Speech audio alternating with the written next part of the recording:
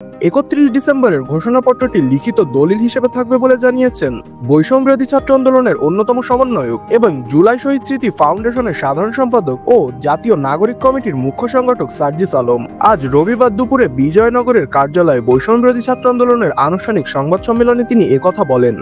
সার্জিস আলম বলেন, জুলাই বিপ্লবের ঘোষণাটি সামগ্রিকভাবে পুরো বাংলাদেশের লিখিত দলিল হিসেবে থাকবে, যে দলিল আমাদের নতুন স্বপ্নগুলোকে ধারণ করবে, যে দলিল আমাদের বিগত সিস্টেমগুলোকে রিজেক্ট করবে, নতুন যে সিস্টেম প্রত্যাশা করি সেগুলো বাস্তবায়নের পথ দেখাবে।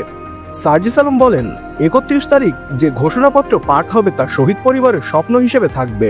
বিগত যে সিস্টেমগুলো মানুষ আসলে তাদের জায়গা থেকে গ্রহণ করেনি এবং আগামীতে যেই সিস্টেমগুলো মানুষ চাচ্ছে না সেগুলো স্পষ্ট করা হবে। ঘোষণাপত্রের ধারণা দিয়ে তিনি বলেন, 24-এর বিপ্লবে কি হয়েছে, কোন বিষয়ের প্রেক্ষাপটে এবং এই 24-এর বিপ্লবী পরবর্তী কেমন হওয়া উচিত সেই প্রেক্ষাপটে একটি আকাঙ্ক্ষা যাত্রা হবে। তার আলোকেই হবে আগামীর বাংলাদেশের ঘোষণাপত্র। উল্লেখ্য, আগামী 31 ডিসেম্বর জুলাই গণঅভ্যুত্থানের ঘোষণা করতে যাচ্ছে ছাত্র আন্দোলনের নেতারা। ওই দিন বিকেল 3টায় কেন্দ্রীয় শহীদ মিনারে এ ঘোষণা দেবেন তারা।